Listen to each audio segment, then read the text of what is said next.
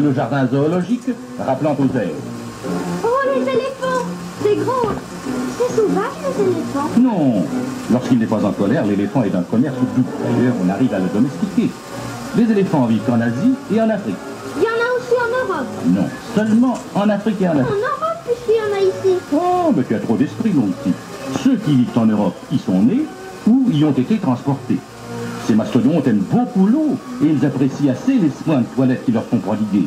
Tu vois le cornaculable des défenses, ces immenses dents d'ivoire dont on fait de si jolis objets. Il en faut une drôle de brosse à dents, hein? En effet.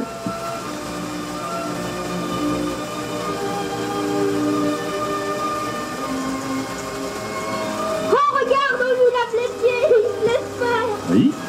Et je remarque que ce n'est pas top. Et bien que la passivité de ce plus grand que toi te serve d'exemple.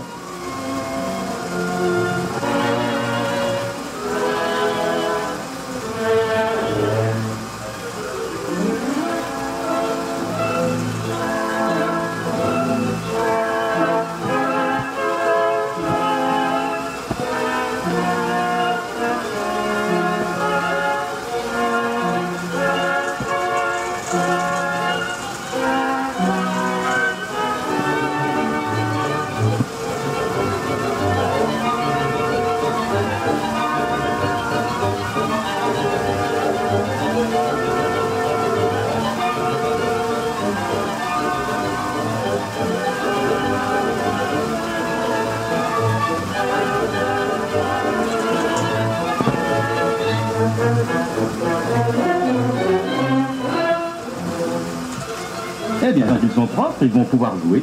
C'est drôle, hein, papa? Celui-là, c'est un petit éléphant. Oui, c'est un éléphanteau. Ben, moi, comme ils sont toujours en train de se baigner, je dirais un éléphant d'eau. Ah bah tu promets.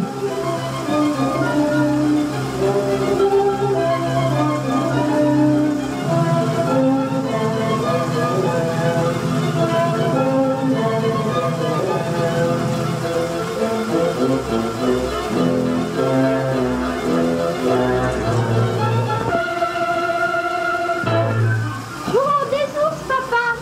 Et puis des vrais. Oui. Et tu vois que leur vie ne respecte pas trop. Ils jouent comme des enfants. Ils ont l'air de boxer.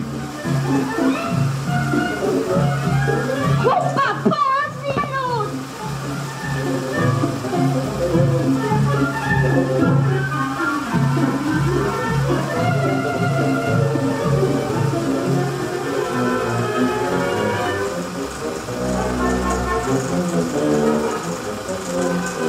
Qu'est-ce qu'il fait là, dis? Ah, ça je ne sais pas. Regardons, j'ai bien l'impression qu'il médite une bonne blague à faire à son gardien.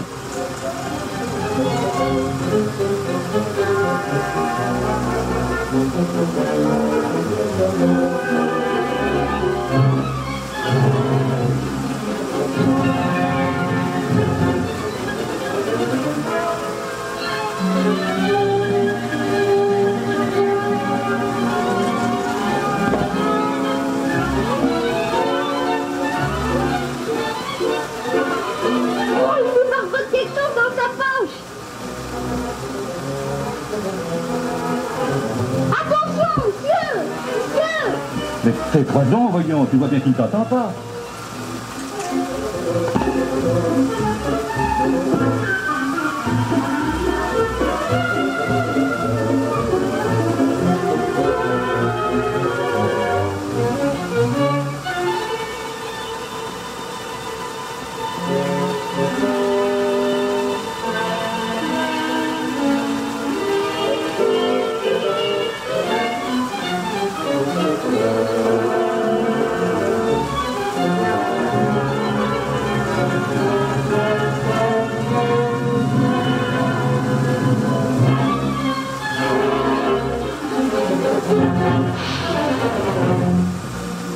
Oh, Alfred, papa! Où il y en a des Alfred? Alfred, mais appelle donc ces animaux par leur nom, voyons. Ce sont des pingouins. Tu vois, ceux-ci sont des manchots tachetés. Ils sont très sympathiques et leur démarche lourde leur confère une allure comique. On pense que leur origine est très ancienne et ils nous offrent un frappant exemple de l'évolution. Car tu sais que depuis le commencement du monde, les hommes et les animaux ont subi des transformations physiques.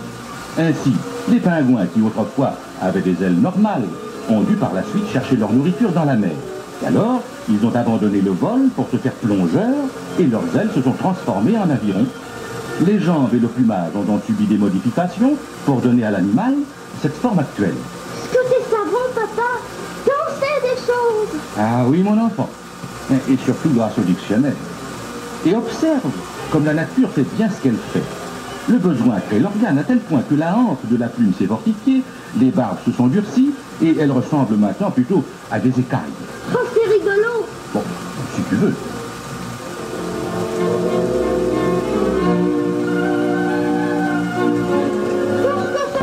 Non, non, non. Ces fourrages sont destinés aux animaux du zoo. Car tu penses bien que l'exploitation d'un jardin zoologique demande une organisation vaste et bien ordonnée. Il faut des fourrages pour les herbivores, de la viande pour les carnassiers, du poisson pour les animaux qui s'en nourrissent, et même du pain. Et tout ça sans ticket? Oh, bien sûr. Mais toute cette nourriture est composée de denrées impropres à la consommation des hommes. Ainsi, ce pain est fait de farines avariées, et si tu en mangeais, bah t'en aurais des connus.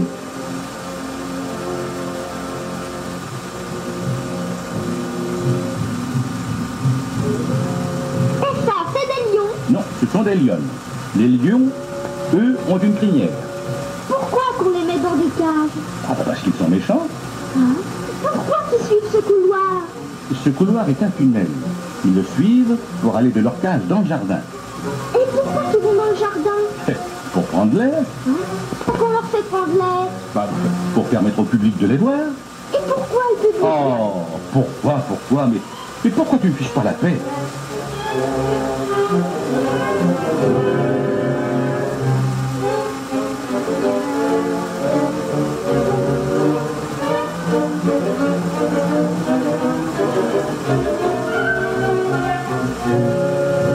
Ça, c'est un tigre, hein? Oui, Non, c'est une tigresse. une tigresse. Pourquoi une tigresse? Tu vois bien qu'elle a pas de crinière. Oh, c'est pas la même chose. Mais les tigres n'en ont pas non plus, voyons.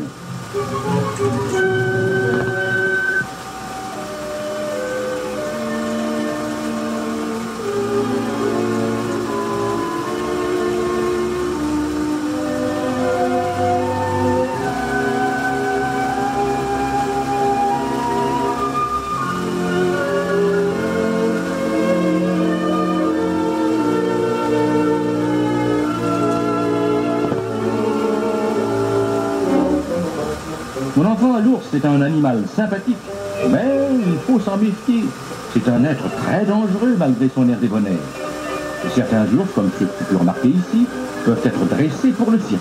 Ce sont alors des ours savants, car ils sont très intelligents et même rusés. Il y a de ces plantigrades qui montent à bicyclette et font du patinage à roulettes comme des hommes. Mais qu'est-ce que c'est qu'un plantigrade, dis papa? Un plantigrade, c'est un être qui marche sur la plante des pieds au lieu de marcher sur les doigts. Ah?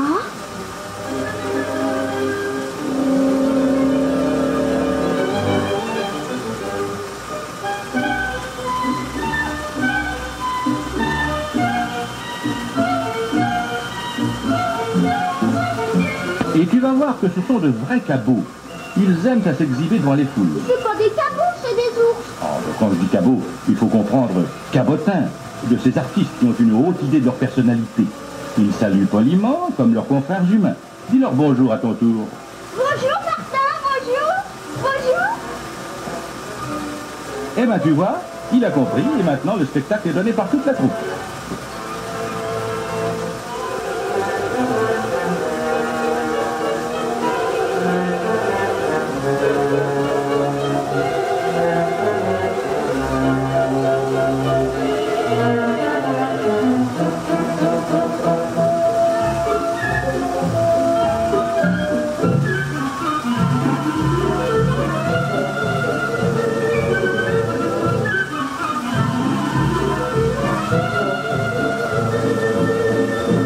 Allez, viens, continuons notre promenade. Oh, pas encore un lion. Ne nous arrêtons pas, nous en avons déjà vu. Approchons-nous de cet animal qui mange avec toute la grâce d'un hippopotame. Et d'ailleurs, c'en est un. C'est féroce un hippopotame. Bon, pas précisément féroce, si on ne l'attaque pas. Ça mange des hommes. Ah non, ce sont les anthropophages qui mangent des hommes. L'hippopotame n'est pas carnivore, il est seulement herbivore. Et son immense bouche n'est dangereuse que pour les herbes. Il est laid, il ressemble à mon professeur de français. Allons, tâche d'être plus respectueux envers tes maîtres. Et toi, sais-tu si plus tard tu lui ressembleras pas? Non, mais c'est pas flatteur pour toi. Quoi? Tout le monde dit que je te ressemble. Ah bah assez, mais je ne te permets pas une pareille comparaison. Je l'accorde seulement, tiens, pour la concierge, qui a une dent contre moi. Mais apprends-le, la dent de l'hippopotame est d'un ivoire plus fin que celui de l'éléphant. Et de la concierge. On prend des oiseaux avec des échasses. Oui, mon enfant. Et c'est pourquoi on les a classés d'ailleurs dans l'ordre des échassiers. Ce sont des flamands. Ces grands oiseaux ont les pattes palmées, le dessous de l'oreille les couleurs flamme, et le flamand se plaît aux abords des eaux sombres. Pour des chaises. T'as vu comme ça court bien dans les rochers? T'en ferais pas autant, hein? Ah non, d'ailleurs, j'ai pas besoin d'en... Voilà le pélican. Oh, c'est celui-là qui s'ouvre le pas pour nourrir ses enfants? Oui, Et qu'est-ce qu'il mange? les entrailles de leur père. Ben mince, alors j'aimerais mieux un bon beefsteak. Oh. Et nous terminons notre promenade par une visite à d'autres sympathiques animaux, les otaries, les phoques, les lions de mer. Ils ont une crinière, les lions de mer. Oui, et justement, c'est pour ça qu'on les nomme ainsi.